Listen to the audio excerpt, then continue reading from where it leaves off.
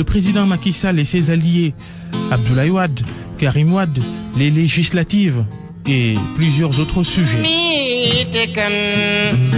Abdoulatif Coulibaly face à Mahmoud Ibra Kane, le grand jury dimanche, 11h10, Radio Futur Média.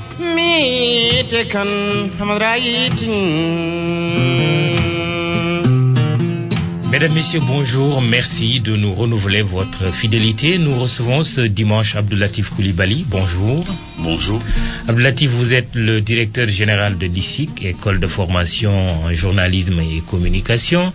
Vous êtes membre de la coalition alternative 2012 qui a failli vous investir, non? Bah, il m'avait investi, la coalition alternative 2012, mais ça c'est du passé lointain. J'ai rejoint depuis lors Benno Siggil Sénégal. J'ai eu beaucoup de plaisir à travailler avec des hommes de qualité que j'ai appris à connaître davantage et puis auprès de qui j'ai beaucoup appris. Aujourd'hui, vous vous dites ex-journaliste. Oui, je le dis, c'est une boutade parfois en disant ex-journaliste, mais je crois que je ne cesserai jamais d'être journaliste. Jamais. Dans l'âme, dans le cœur, dans l'envie, dans le plaisir de voir mes confrères travailler, faire ce boulot remarquable qu'est le journalisme. Je n'exclus pas non plus de revenir un jour dans ce métier après avoir fait la politique probablement. Vous allez continuer à faire de la politique? Ah oui, j'ai pris le virus, j'ai trouvé la politique extraordinaire. C'est le lieu où on fait des rencontres qui vous permet de vous humaniser davantage, de connaître les autres dans d'autres dimensions. C'est la raison pour laquelle je dis parfois les jugements que nous, les journalistes, que nous portons sur les politiques et les jugements que certains membres de la société civile portent sur les politiques, parfois un jugement réducteur parce que trop globalisant, n'est pas toujours juste, je crois. Si vous allez en politique, vous allez au fin fond du Sénégal, vous parlez aux citoyens, vous parlez aux paysans, vous vous rendez compte qu'ils ont besoin de ces hommes politiques dans leur vie quotidienne, dans leur présence. Je ne parle pas des appareils politiques, je parle des hommes politiques qui sont en activité à l'intérieur du pays, qui s'occupent des populations, qui parlent aux populations, qui leur expliquent et qui leur sortent parfois de leur désarroi, de leur angoisse. C'est vrai qu'il y a des hommes politiques qui ont une autre vision des choses. Les transhumants? Au-delà même des transhumants, même ceux qui ne sont pas des transhumants, ceux qui ont, pour la plupart d'ailleurs, intégré les appareils de parti et qui ont eu la chance d'occuper des postes de responsabilité très importants et qui ont un rapport extrêmement distant avec les populations locales. Je pense que cette façon de faire la politique, ce ne sont pas simplement des transhumants, mais c'est également d'autres qui ne sont pas des transhumants, mais qui, parce qu'ils ont eu une chance d'avoir occupé des postes importants, se retrouvent du jour au lendemain dans des positions politiques qui ne leur permettent pas toujours de comprendre les populations auxquelles ils s'adressent et qui ne prennent pas le temps de les comprendre et de les accompagner dans leur vécu, qui est quand même parfois un vécu extrêmement dur, pénible. Je pense que ces gens-là également peuvent être concernés par ce que je suis en train de dire. Alors, investi dans un premier temps par la coalition alternative 2012 à la présidentielle, vous ne vous êtes pas finalement présenté pour une histoire de caution. 65 millions qu'il fallait tout de suite déposer comme caution. Est-ce qu'après coup, aujourd'hui, vous nourrissez des regrets de vous dire, écoute, j'aurais dû y aller? Non, pas du tout. Mais d'ailleurs, après coup, je me suis dit, heureusement que je ne suis pas allé. Quand vous voyez ce qui s'est passé, vous dites que la politique, ça se prépare pour être candidat à l'élection présidentielle. La preuve, celui qui est élu aujourd'hui n'a pas pris 2 mois pour y aller. Il a pris 3 ans, il a préparé sa démarche, il a eu sa méthode, son approche des choses, sa détermination à y aller, il y est arrivé. Macky Sall? Bien sûr, je parle de lui. Donc je me suis dit, heureusement que nous n'avons pas eu les moyens. C'était pas une question de caution simplement, mais au-delà de la caution, il faut s'organiser, il faut aller en campagne, il faut battre campagne. C'est pas simplement ce que les gens disent, l'argent pour les populations, non. Quand vous devez aller dans ma base électorale, moi personnellement, ça ne vous demande pas moins de 50 000 francs pour mettre de l'essence dans votre véhicule. Quand vous y arrivez, il faut aller à l'intérieur, vous ne restez pas dans la petite commune de Sokone, il faut aller visiter toutes les communautés rurales, il faut aller dans les villages. J'ai visité 52 villages. C'était pour moi une expérience que je n'aurais jamais pu connaître si j'avais pas fait de la politique. Il y a des villages qui sont distants de 4 km de Sokone, j'y ai jamais été. Je connais Sokone, qui est ma ville natale, au plus 2 ou 3 villages qui sont à côté de Sokone. Je me suis retrouvé comme quelqu'un de complètement étranger à ce milieu-là. Complètement. Et pourtant, j'habite à 3 ou 4 kilomètres. Les réalités sont différentes. C'est une autre chose. C'est une autre école de la vie, cette politique-là, je trouve. Quand vous la pratiquez à la base, vous vous rendez compte que vous en avez une idée qui est totalement fausse parfois. Et d'ailleurs, de certains hommes politiques que vous voyez ici à Dakar, à l'Assemblée, parler parfois avec des 4x4 quand ils roulent, vous dites, mais ces gars-là, à la limite, c'est des escrocs, ils prennent l'argent des citoyens, etc. Peut-être qu'il y en a qui vivent comme ça. Mais également, il y en a qui vivent une autre réalité. Voilà. Alors, aujourd'hui, c'est Macky Sall qui est le président de la République. Il a prêté serment lundi. Cela fait presque une semaine qu'il est investi président de la République dans toute sa plénitude, toute sa charge, mais aussi tous ses défis. Il vient de former un gouvernement. Au regard de la composition de ce gouvernement, de son profil, qu'est-ce que vous dites? Que la rupture tant souhaitée est en train déjà de se dessiner? Écoutez, je préfère attendre quelque temps. Vous vous rendez compte que je n'ai commencé à parler de gouvernement d'Abdoulaye Wade et d'Abdoulaye Wade que 3 ans après, en 2003. Avec ce fameux livre, Wade, un opposant au pouvoir. Dès le départ, j'avais alerté, j'étais en direct dans un studio de radio, l'une des plus brillantes à l'époque, Sud FM. Oui. Un journaliste m'avait interrogé sur la prestation de serment, parce que subitement, il m'a vu, j'étais complètement sorti, la tête complètement en l'air, je regardais l'événement se dérouler devant moi, et j'ai vu le président de la République, à la place de l'hymne national, passer l'hymne à l'Afrique qu'il a lui-même fait.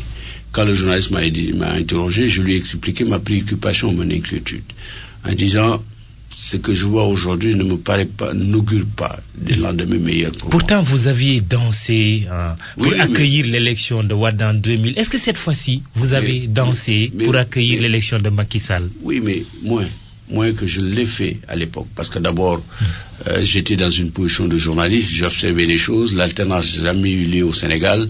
Tout le monde l'attendait sans trop l'espérer d'ailleurs. Et du coup, ça arrive, c'était quelque chose de formidable. On était tous contents. Y compris d'ailleurs des gens qui avaient voté pour Diouf. À un moment donné, ils se disent, peut-être que c'est mieux aujourd'hui qu'on change les choses. Macky Sall, effectivement, j'étais très content parce que j'étais un acteur impliqué dans la chose. Oui. Parce que ma coalition a soutenu Macky Sall et on a gagné. Et je le connais, parce que je suis même plus âgé que lui, c'est de notre génération.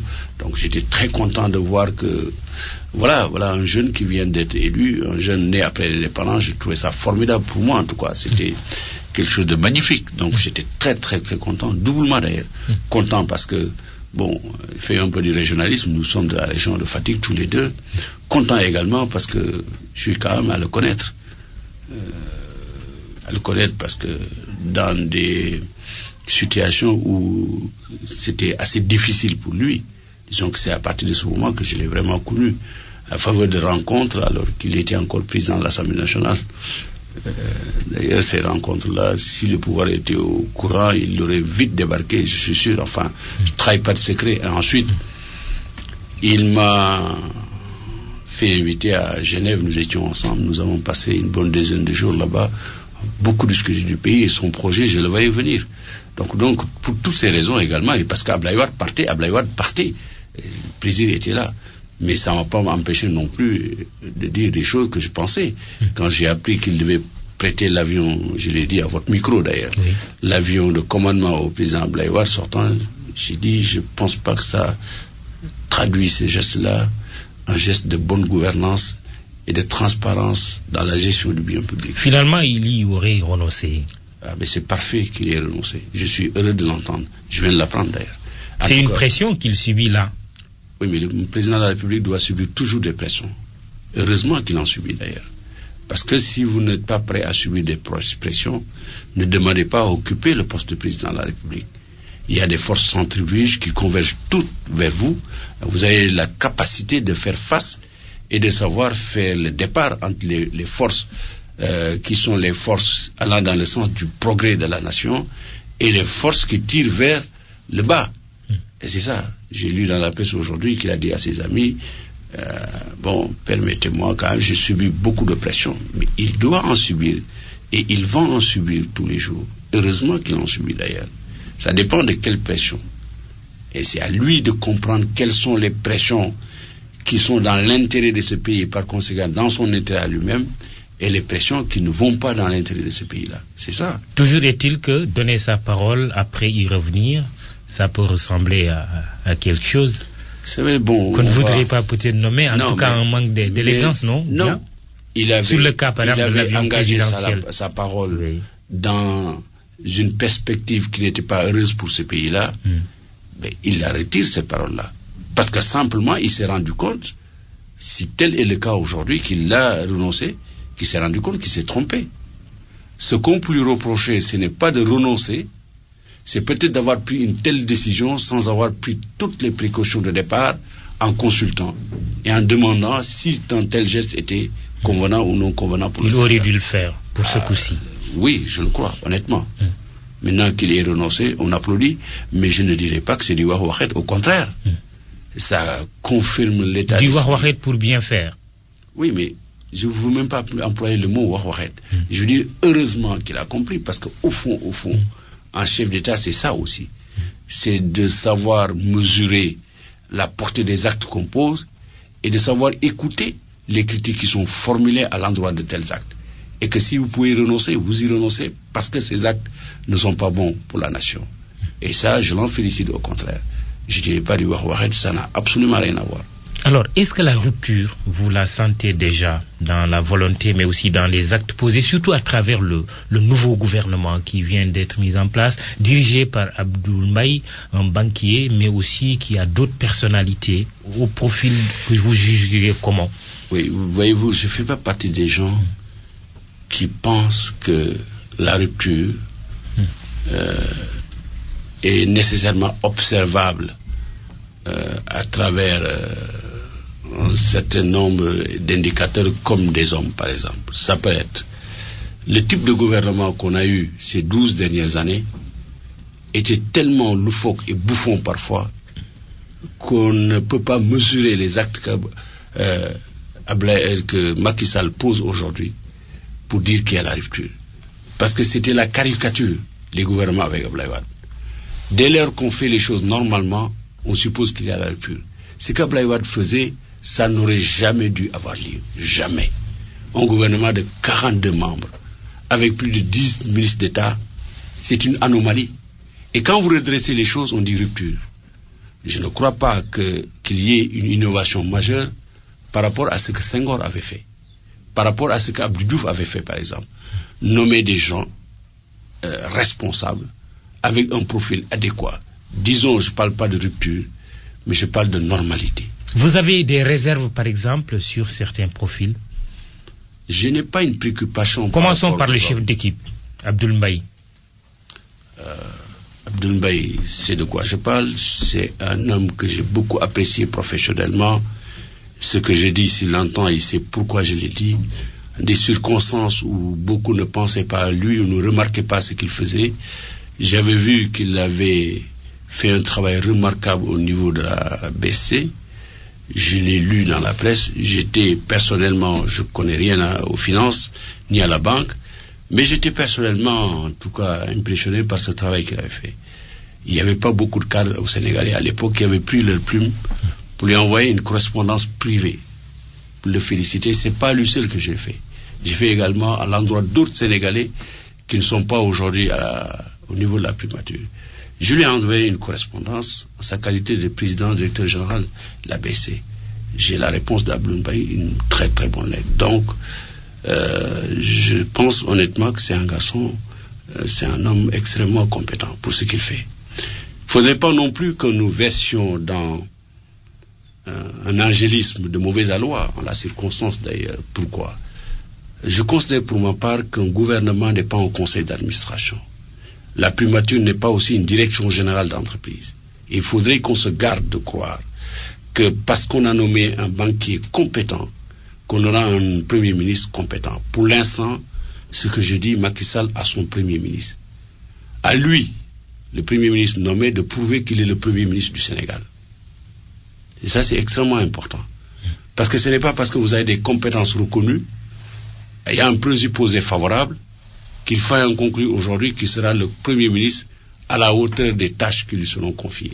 Justement, que pensez-vous de la réflexion de certains qui disent que c'est un Premier ministre par défaut, qu'il n'était pas le choix initial? Quand un président de la République est élu, il a beaucoup de choix dans sa tête, parce qu'il y a beaucoup de compétences autour de lui. Il a pensé à vous, il a pensé à quelqu'un d'autre, il a pensé à l'autre, mais à un moment donné, finalement, il va dire. Ce qui s'est passé, simplement, c'est qu'il y a eu beaucoup de spéculations autour de nous. Je ne sais pas si le président de la République avait promis à ces gens-là le poste de Premier ministre, je n'en suis pas tout à fait sûr, mais ce qui est évident, il y avait des gens qui ont été pressentis par la presse.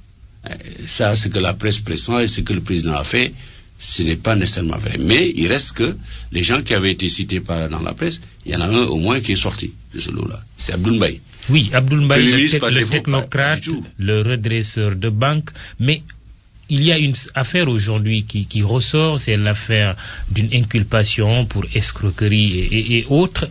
Est-ce que vous étiez, vous, au courant de cette affaire et qu'est-ce que vous en pensez? Mais j'étais au courant de cette affaire, également d'autres affaires également, concernant sa qualité de représentant légal de la banque. Mais ce n'est pas lui, personnellement, qui est en cause dans cette affaire-là. Il est entré devant les tribunaux pour avoir géré la banque et répondre des actes qui ont été posés par la banque sous son magistère. Je pense qu'il faut faire le départ entre les deux. Toujours est-il que s'il est victime d'une condamnation pénale, ce ne serait pas tout à fait, en tout cas, éthique qu'il conserve son poste de Premier ministre. L'inculpation déjà? Mais attendez, non, oui, condamnation pénale. Oui, je dis condamnation pénale. Oui. Mais aujourd'hui, j'ai lu dans la presse, ces avocats ont donné des réponses personnellement me donnent satisfaction par rapport à cette inculpation-là. Parce que ce qu'il dit, je connais un tant soit peu le droit de ce point de vue-là. Je pense qu'il n'y a pas de problème. Ce n'est pas gênant. Non, pour moi, il n'y a pas de problème. Alors, parlons de la composition de ce gouvernement. Il y a certains qui vous ont fait la remarque. Abdou Latif Coulibaly, vous, pourquoi vous ne figurez pas dans ce gouvernement? Vous leur apportez quelle réponse? Mais attends, la réponse, je ne peux pas leur apporter ces réponses-là. Je pense d'abord fondamentalement, nous sommes 13 millions de Sénégalais. Il n'en faut pas plus de... Même s'il y avait 100 ministres, vous voyez le rapport avec 13 millions de Sénégalais, c'est quand même pas... Tout le monde ne peut pas être dans le gouvernement. D'abord, c'est la première remarque. La deuxième remarque, la réponse n'appartient pas du tout à Latif Coulibaly. Elle n'appartient qu'au président de la République et au Premier ministre. Subsidiairement à l'alliance à laquelle j'ai participé. Subsidiairement, je dis bien. Et par conséquent, poser la question à Latif Coulibaly, pourquoi vous n'êtes pas membre du gouvernement, il n'a pas ces réponses-là. Toujours est-il que moi, je suis un croyant fervent, pratiquant en plus. Issu d'une famille religieuse, j'étais éduqué dans la religion. Je ne pense pas, et je ne pense pas, dans l'absolu, que c'est Macky Sall ou son Premier ministre qui me met dans son gouvernement. Je suis profondément convaincu, si Dieu avait décidé que ce gouvernement, j'en ferais partie, nul ne pourrait contrevenir à sa volonté. Je ne suis pas, parce que je ne devais pas y être. D'abord. Troisièmement, personne ne m'a demandé, moi, Latif Coulibaly, si mes ambitions étaient dans le gouvernement. Les gens ont considéré que mes ambitions étaient dans le gouvernement. Je vous pose la question. Auriez-vous dit oui, comme la mariée, oui, si on vous demandait? Si on me demandait d'y aller, j'y serais. On ne me l'a pas demandé. Ni le président, ni son Premier ministre, ni votre coalition. Il y a au moins un témoin dans ce pays, ou deux. Je suis Batilé et Moussa Fagnas. Ils savent que je n'ai jamais été un prétendant à quoi que ce soit. Y compris si on avait gagné. Y compris si on avait gagné.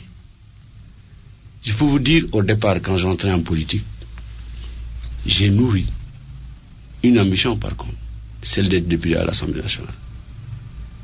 Ça, oui. Si j'y arrive pas, probablement je dirais, je suis déçu. Oui. C'est ça aussi, les ambitions des uns et des autres sont différentes. Les législatives, on en parlera tout à l'heure. Je précise bien, j'aurais été heureux D'abord pour moi, mais surtout pour les gens qui pensaient que je devais être dans le gouvernement.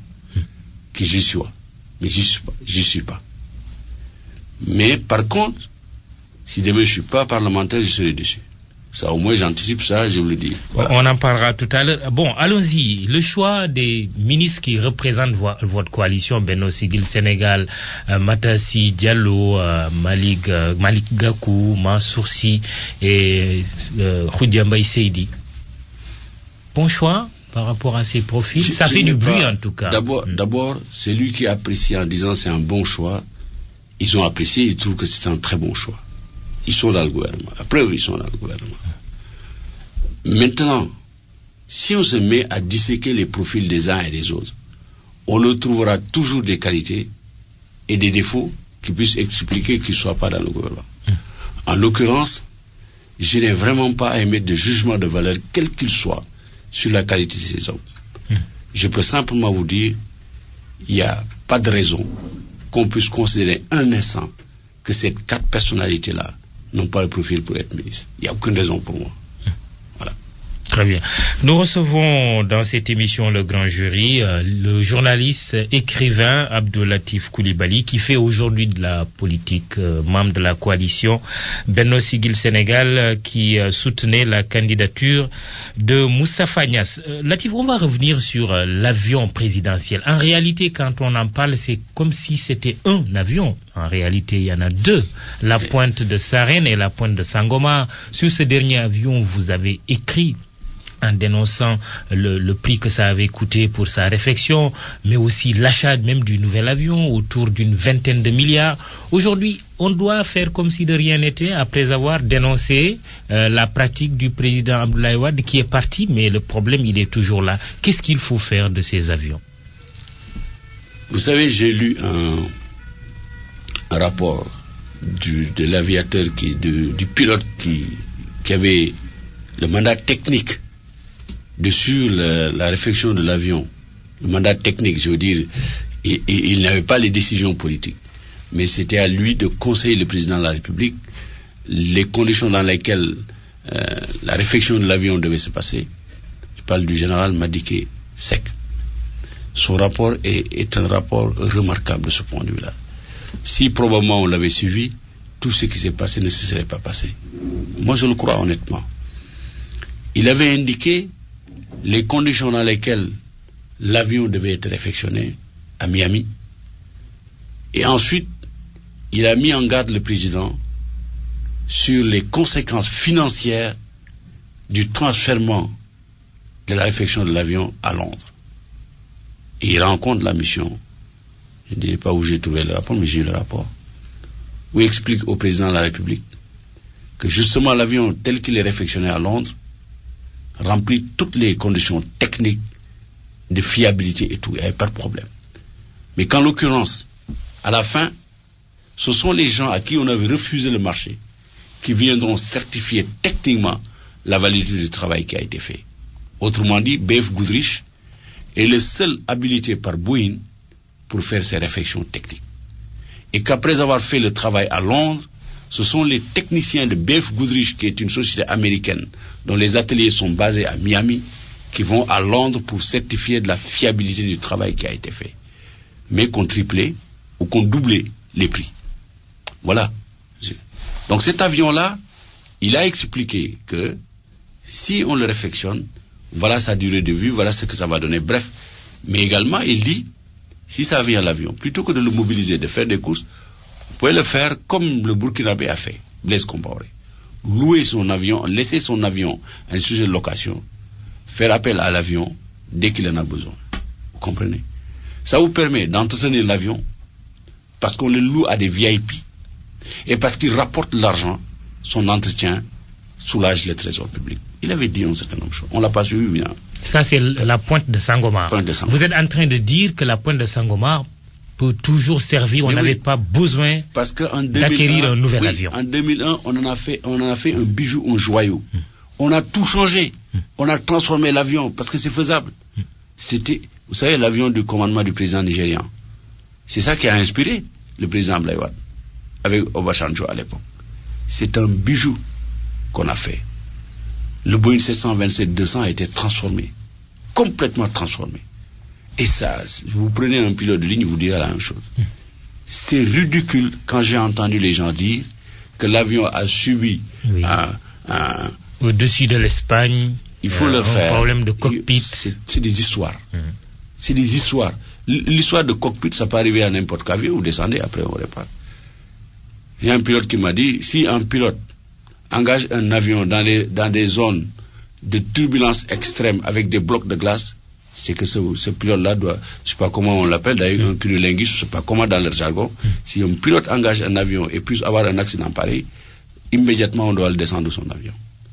Ça veut dire que ça ne s'est pas passé. Ça aurait pu arriver parce que les avions, souvent, ils ont à cause de, vous savez, là où ils volent, que c'était une simulation. Une simulation. Mais l'État est une continuité. Deux avions. On a acquis un nouvel avion à plus de 20 milliards officiellement. Mais justement, qu'est-ce qu'il faut faire? Mais justement, pour être logique, après avoir critiqué cette pratique. Les gens qui sont partis avaient une conception très bizarre du pouvoir.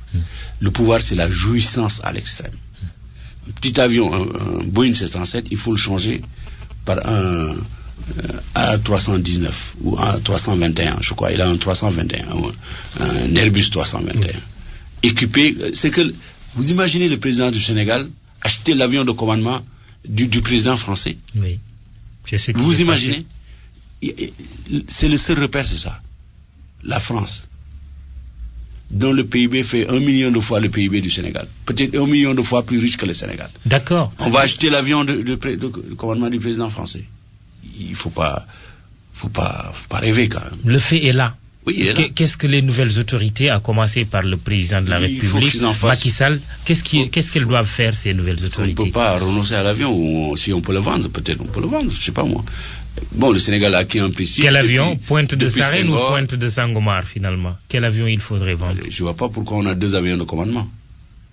À moins qu'on en fasse ce que d'ailleurs un pilote de ligne qui conseille à Abdoulaye Wade avait conseillé au président Wade. Qu'on fasse une sorte de GLAM. Le GLAM en France, ça regroupe tous les moyens aériens du gouvernement français et on les met à la disposition des sociétés françaises. Ça regroupe des avions et même les militaires auraient pu utiliser ça. Ben, tout le monde, quand on a besoin, l'équipe nationale, etc. Peut-être il faut imaginer. Ce pilote-là a une idée très précise de ça. On aurait pu faire une sorte de consortium avec tous les moyens aériens du Sénégal et en disposer de façon rationnelle, sans pour autant que ça n'impacte sur le budget. Je ne sais pas qu'est-ce qu'il faut faire. En toutes circonstances, il faut comprendre que le président de la République a pris un engagement ferme à l'égard des Sénégalais. La rationalisation de la dépense publique et l'éthique dans l'organisation des dépenses. À partir de ce moment, il doit inventer un système à charge pour lui de mettre en place des mécanismes qui lui permettent de faire en sorte que l'exploitation de l'avion de commandement ne pèse pas plus que de raison sur le budget national. Je ne peux pas vous dire ce qu'il faut faire aujourd'hui. Je ne suis pas à un niveau qui me permette d'avoir tous les moyens d'analyse pour dire ce qu'il faut faire. Je prends simplement au mot le président de la République. Vous avez affirmé aux Sénégalais que vous allez rationaliser la dépense publique. Chiche, on est d'accord. Tout le monde est d'accord. Par contre, les moyens aériens dont dispose le président de la République, tels qu'ils sont organisés et dans leur existence également, peuvent être de nature à ne pas vous faciliter la tâche de ce point de vue-là. Je suis persuadé qu'il ne fera pas il n'aura pas la même façon de faire pour l'utilisation de ces moyens aériens. Je suis convaincu qu'il est tellement rationnel et organisé, enfin je le crois, qu'il ne fera pas la même chose. De toute manière, s'il le fait, écoutez, les Sénégalais sont assez mûrs aujourd'hui. Je pense qu'il veut avoir un deuxième mandat. Abdou Latif Coulibaly est l'invité du grand jury de la RFM. Wade, sa famille, son gouvernement, avec toutes les affaires supposées vraies ou peut-être fausses qui les poursuivent. Là, cette fin de semaine, l'Observateur a révélé ce qui ressemble à un scandale. C'est l'attribution d'une 4e licence à une société MTL Infrastructures et Services. L'ex-ministre de la Communication, Guirassy, parle plutôt d'une autorisation d'opérateur d'exploitation d'infrastructures et non une licence. Les télécommunications, vous avez écrit là-dessus, la licence Sudatel, ce qui vous vaut aujourd'hui d'ailleurs un procès sur lequel nous allons revenir. Qu'est-ce que vous pensez encore de cette nouvelle affaire?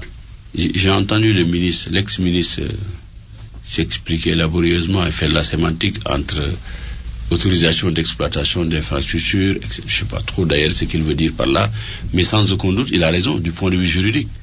La seule question qui est posée aujourd'hui, est-ce que cette personne a donné de l'argent pour avoir cette autorisation? Si oui, où est l'argent? Deuxièmement, est-ce que cette autorisation lui permet de faire fonctionner une téléphonie mobile? Si tel est le cas, ce serait quand même un scandale. C'est un scandale. Mais sauf qu'il faut éviter de retomber dans le même piège aujourd'hui. Parce que j'ai appris, dans la presse également, que Youssou Ndour a obtenu une licence de téléphonie mobile. J'espère que c'est pas vrai. J'espère que c'est pas vrai. Parce que ça n'aurait pas été différent de ce qui a été fait par Abdoulaye Wade. Même si du point de vue de l'élégance, Abdoulaye Wade n'aurait jamais dû signer ce décret le 23 février. Qui pourrait donner une licence, par exemple, à Youssou Ndour? Il faut demander aux journalistes. Le nouveau président ou le président sortant? C'est le nouveau président. L'ancien président ne peut pas donner licence à Youssou Ndour. Oui. Les journaux ont affirmé... Est-ce que le nouveau président a déjà les pouvoirs pour donner ces je ne sais pas, c'est à la presse de le dire, mais c'est à vous que je pose la question. Il faut bien poser la question. Je considère que ce n'est même pas au président de la République de donner une licence. C'est ça aussi le problème. Ce que nous avons combattu Abdoulaye Wade, nous ne l'avons pas combattu parce que c'est Abdoulaye Wade par lui-même, ou en soi, lui-même, non. Nous avons combattu des actes et des pratiques. Si effectivement cette licence a été donnée par Macky Sall à Youssou Ndour, la précision ne vient pas jusqu'à présent, on l'attend, ça aurait été un scandale. Le président Macky Sall aujourd'hui doit se prononcer clairement là-dessus. Mais tout à fait. Il ne peut pas donner de licence de téléphonie. C'est parce qu'il ne peut pas le donner. Une licence de téléphonie, c'est un bien public. C'est extrêmement important pour un pays. On ne peut pas vendre le bien public de gré à gré comme Abdoulaye Wade l'a toujours fait. Même Abdoulaye Wade, quand il l'a fait pour la première fois, il a maquillé la procédure de passation d'appel à concurrence. Avec Sudatel. Avec Sudatel. Mais ils ont pas. Je sais que c'était un simulacre. Mais au moins les formes étaient là. Cette quatrième licence, est-ce que ça vous rappelle Sudatel aussi, dans la façon dont les choses se sont faites? Sauf que Sudatel, il y avait au moins une procédure, un appel d'offres avec plusieurs soumissions. Ils ont choisi la compagnie qui les avait corrompus, parce qu'ils ont été corrompus jusqu'aux os. 20 milliards de francs. Vous le maintenez? Je le maintiens. Malgré le procès, avec une condamnation en première instance quand même. Même la Cour des comptes recherche 15 milliards qu'ils n'ont pas retrouvés. Les différentiels. C'est vos journaux même qui ont publié le rapport de la Cour des comptes. La Cour des comptes dit de façon claire et nette et précise qu'il y a, en tout cas dans le circuit, 15 milliards qui n'ont pas été retrouvés. Nous, on a dit 20. Nous sommes... D'ailleurs, si vous voyez les taux de conversion de l'argent, c'est un micmac terrible. Et la Cour des comptes même nous confirme de ce point de vue. Et ce n'est pas mon journal qui l'a publié, c'est le quotidien qui l'a publié. Et ensuite, ça a été repris par l'Obs. Vous maintenez donc vos propos malgré le procédé en cours. Vous avez été condamné en première instance pour diffamation. Il y a un procès en appel. C'est vers la fin du mois d'avril, non, finalement? Oui, j'ai été hier au tribunal en appel. Mais je reviens le 27 avril. Ça continue, ces procès-là. Mais vous savez, moi, ces procès, je sais que c'est des procès qui ont été intentés par le pouvoir public pour Vous savez ce qui s'est passé quand le jugement sur Abba Jaber a été rendu? Quand ça a été rendu, le parquet a fait les sièges du tribunal pour obtenir la copie. C'était la même chose. Vous savez, ça, c'est les gens qui protégeaient le régime. Abba Jaber, si le président Macky Sall veut diminuer le prix de l'huile, s'il maintient Abba Jaber à son Sonacos, ce sera difficile de le faire. Mais il l'a reçu d'ailleurs, Macky Sall, après son élection. Il a reçu Abba Jaber. Il a reçu beaucoup de monde. Vous savez, un homme d'État, quand il arrive, il reçoit les gens qui ont... C'est normal. Est-ce que c'est pas ça qui fait dire à certains aussi que Macky est sous la coupe de lobby affairiste? Je ne peux pas dire sous la coupe. Mais quand il dit que je reçois trop de pression, ce ne sont pas que les pressions qui viennent de ces militants. C'est les pressions les moins importantes d'ailleurs. C'est les pressions qu'il va subir par le capital. Et ces pressions sont encore plus terribles. Notamment dominées par les intérêts français. Mais bien sûr. Vous vous rendez compte de la configuration du gouvernement? Dites-nous. Attends, le ministre des Finances, quand même, c'est Paribas qui l'a employé jusqu'au moment. Je ne suis pas en train de dire c'est nécessairement. Non, il va faire son boulot comme Sénégalais. Celui qui a la primature également, c'est un homme du capital. Il ne faut pas se faire d'illusions par rapport à ça. Ils seront au service de leur pays, je n'en doute pas. Mais c'est également des gens qui ont des relations très fortes. Et oui, sans pour autant contrevenir à quelques règles légales aussi. On peut craindre qu'il y a des pressions. Aujourd'hui, encore plus jamais. D'ailleurs, le Premier ministre a dit quelque chose, si vous permettez encore une fois, qu'il dit tout sera fait dans la transparence. Vous savez, dans les démocraties modernes, quand un homme d'affaires de cette dimension prend les rênes d'un pouvoir, en l'occurrence la primature, j'ai souvenance de ce que j'ai vécu au Canada, s'il a des actions dans des entreprises précises, je ne dis pas de déclaration de patrimoine, il doit le signaler, qu'on sache dans quelle entreprise il a des intérêts. Parce qu'il faut éviter les conflits d'intérêts. Si Abdoul Mbaye a des actions dans les mines, c'est quelle société de mines? S'il a des actions dans des banques, on doit savoir quelles banques sont concernées. C'est ça la pratique démocratique. Vous le dites parce que vous avez la certitude qu'il a tout ça. J'ai dit si. Oui. J'ai dit si. Mais Abdoul Mbaye est un opérateur économique, actionnaire, tout au moins jusqu'à une date récente, de la CBAO. Il était actionnaire à la BC, c'est pas un secret. C'est un opérateur économique, on ne peut pas, au contraire d'ailleurs, on doit lui en savoir gré pour avoir produit de la richesse dans le pays. Et c'est important. Mais pour la transparence, c'est lui qui le dit, c'est pas moi. Oui. Il dit nous ferons tout dans la transparence. Oui, cette transparence, dans les États démocratiques, exige que le Premier ministre qui vient du secteur privé fasse la déclaration. Je me souviens, Jean-Martin. Mais on constate d'ailleurs que personne parmi les nouvelles autorités n'a fait de déclaration de patrimoine. Je ne dis pas de la République jusqu'à peut-être jusqu'au ministre. Moi, la déclaration de patrimoine, c'est une pratique démocratique extrêmement importante. J'ai entendu mon ami Mamadou Mbouy, qui est un homme avisé sur ces questions-là, dire des choses qui sont formidables par rapport à ces questions-là. J'ai entendu dire que le Premier ministre a un déficit relationnel, social. J'attendais également que les gens qui s'occupent de la gouvernance nous disent que c'est important qu'un opérateur économique de sa dimension nous dise quelles sont les sociétés.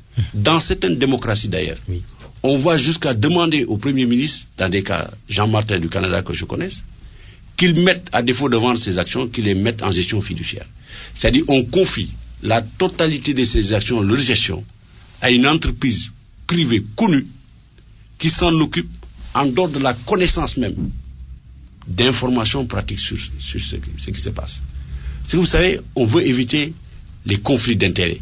Les conflits d'intérêts ne se posent pas en termes de vous avez pris de l'argent, vous n'avez pas pris de l'argent. Non.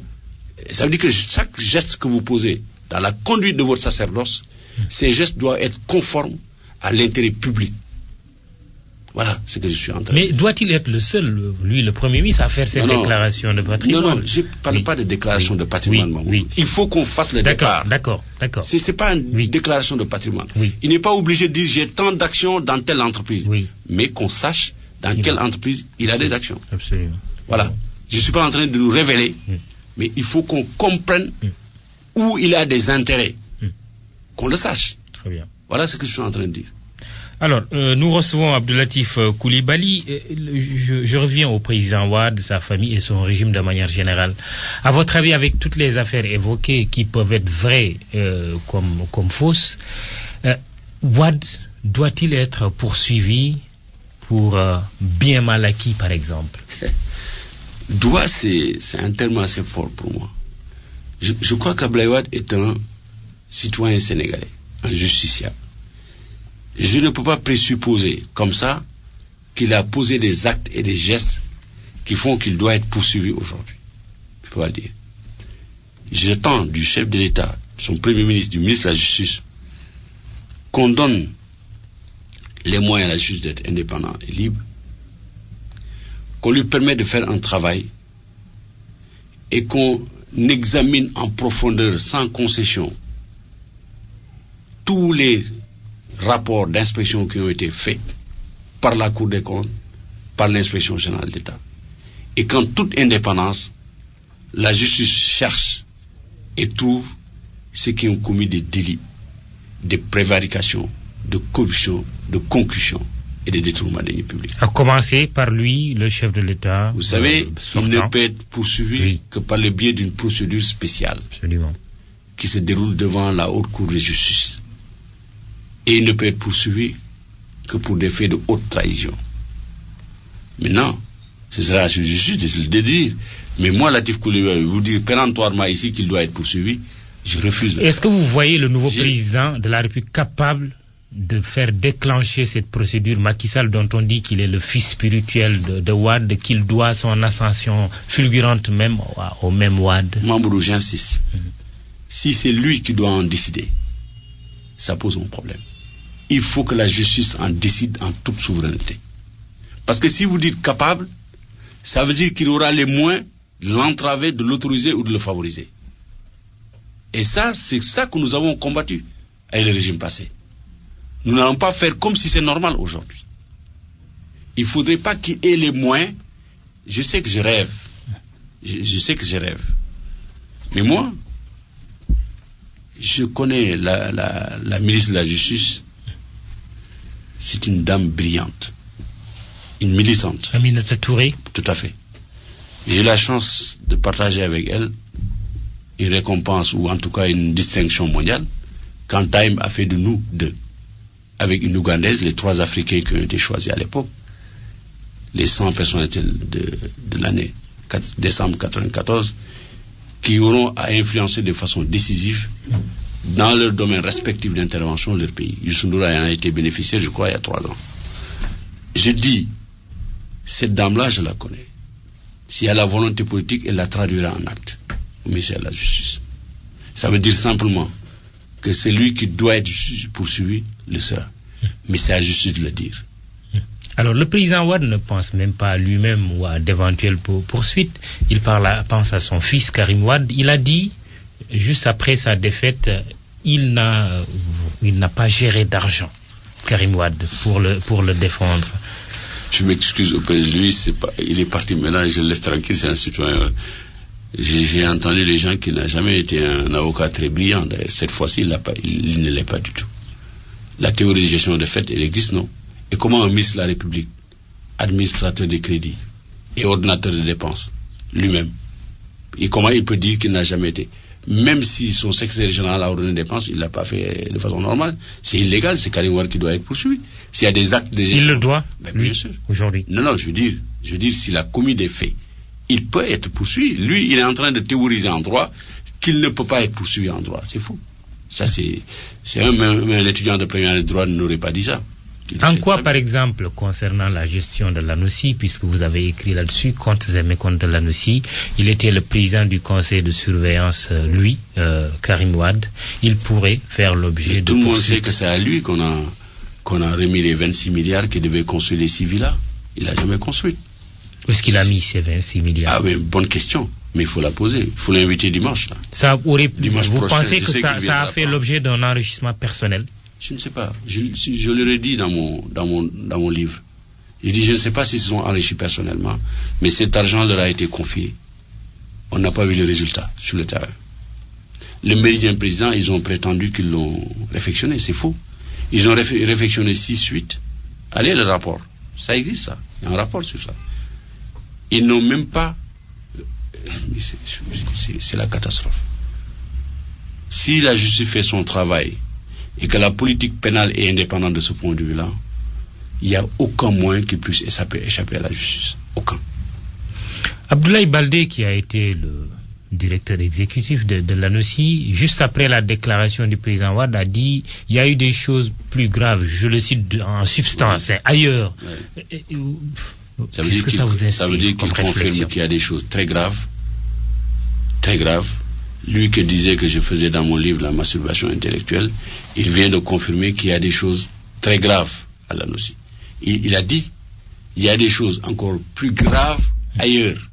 Ça veut dire qu'il y a des choses graves à l'ANOCI. Au moins, il me confirme. J'en suis fier. Lui qui, il n'y a pas longtemps, disait que Latif Coulibaly fait dans son livre la masturbation intellectuelle. Mais insulté à la limite. Dans un journal, d'ailleurs. Mais bon, l'histoire dira. Maintenant qu'ils ne sont plus au pouvoir, ils n'ont aucun moyen de se protéger. On verra si je faisais la masturbation intellectuelle. À quoi vous vous attendez aujourd'hui? À un défilé de toutes ces personnalités devant la justice? On y a assisté un peu après 2000 d'ailleurs. Beaucoup de personnalités de l'ancien régime ont été entendues par la DIC, certains emprisonnés. À quoi vous vous attendez aujourd'hui? Vous savez, ce qui s'est passé en 2000 ne peut pas se passer en 2000. Il y a eu trop de dégâts entre 2000 et maintenant, pour que le chef de l'État actuel puisse se permettre politiquement d'ignorer ce qui s'est passé au cours de ces 12 dernières années. Même lui-même, s'il a été au cœur de tout, pas des actes délictueux, mais au cœur de la politique, il en sait plus que nous autres. Mais il ne peut pas ne pas en parler. Il ne peut pas ne pas s'intéresser à ça. C'est une obligation politique et morale. Sinon, sa crédibilité, mais écoutez, va s'effilocher très rapidement. Ça, il le sait mieux que moi. Il nous reste 5 petites minutes, Abdoulatif Coulibaly. On va aborder les législatives qui se pointent à l'horizon. Il y a eu un accord pour un report. Finalement, l'Assemblée nationale ne sera pas dissoute parce qu'une loi pour reporter sera soumise au Parlement. Quelle considération vous avez là-dessus?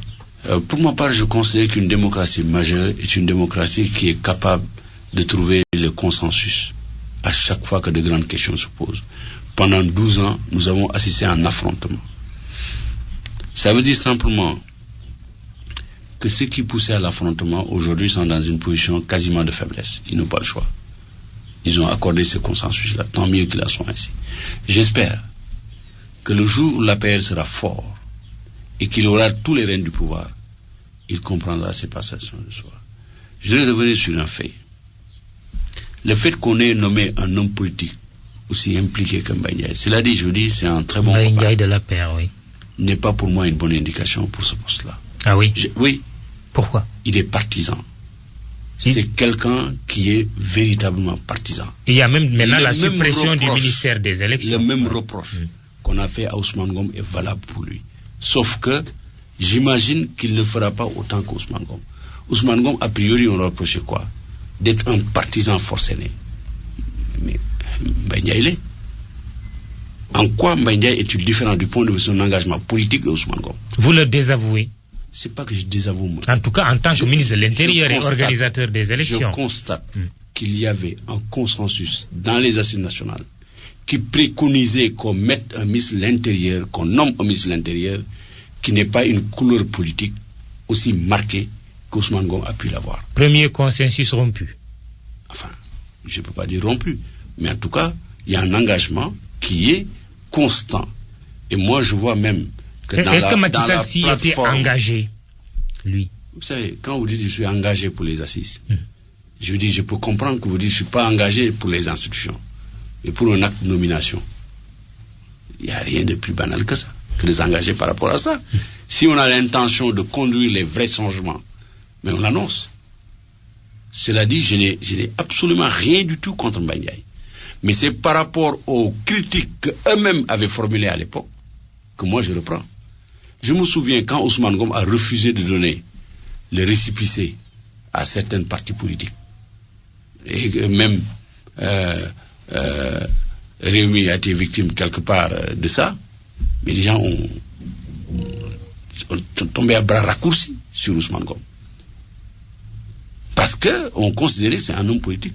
Mbaye Ndiaye pouvait être utile ailleurs, mais je ne crois pas que dans le contexte dans lequel nous baignons, l'évolution que nous voulons imprimer à notre pays, qu'on nomme un ministre de l'Intérieur aussi politique que Mbaye Ndiaye. Ça, je le crois. Vous pensez qu'il faut changer ça? Non, c'est pas moi de dire au président de changer. Ce que je suis en train de dire, mais vous émettez des réserves. Je dis, voilà ce que nous avions dit et ce que les gens ont préconisé. Très bien. Et qui va dans le sens d'un renforcement de la démocratie. Très bien. J'aurais souhaité, et beaucoup de Sénégalais avec moi, que cet engagement au moins soit respecté. Alors, quel autre souhait par rapport à ces législatives proprement dites, d'aller en coalition avec le parti du président, ou vous, Latif Coulibaly, en tant qu'homme politique, vous préconisez autre chose? Je ne révèle pas de secret, c'est dans la presse ce matin. Nous travaillons dans 3 hypothèses. 1, aller aux législatives avec Benno Siggil Sénégal. 2, possible aller aux législatives avec Benno ak Talor, faire un bloc. Et puis 3, aller dans le bloc Bokk Yakaar. Je suis discipliné pour l'instant. Je serai dans l'hypothèse qui sera choisie par mon camp. En tout état de cause, je peux faire quand même un commentaire. Oui. Il faut certainement se garder d'avoir par la force des choses une Assemblée nationale quasiment monocolore. Quasiment monocolore, où tout le monde est avec le président de la République, sauf quelques députés du Parti démocratique sénégalais. Parce que, comme je vois les choses, si on y arrive à terme, le PDS aura du mal à conserver les 35% d'Abdoulaye Wade. Je l'imagine baisser, c'est normal. Quand vous perdez le pouvoir comme ça, qu'il se retrouve autour d'une vingtaine de députés ne m'aurait pas surpris. Mais que les 130 députés appartiennent à la même mouvance, du point de vue de l'influence démocratique et du point de vue du progrès démocratique, ça pourrait poser un problème. Je ne dis pas que ça posera nécessairement un problème, mais ça pourrait. Il faut peut-être que nous nous gardions, s'il y a des moyens de le faire, de poser des actes politiques majeurs qui pourraient être de nature à affaiblir la démocratie au Sénégal. Le souhait de Latif, ce n'est pas... Le Mali l'a appris assez déjà. Justement, votre souhait donc, ce n'est pas d'aller ensemble, tous ensemble, à ces législatives. Ce n'est pas mon souhait qui est le plus important. Oui. Je ne suis plus journaliste, c'est vrai, vous le dites. Oui.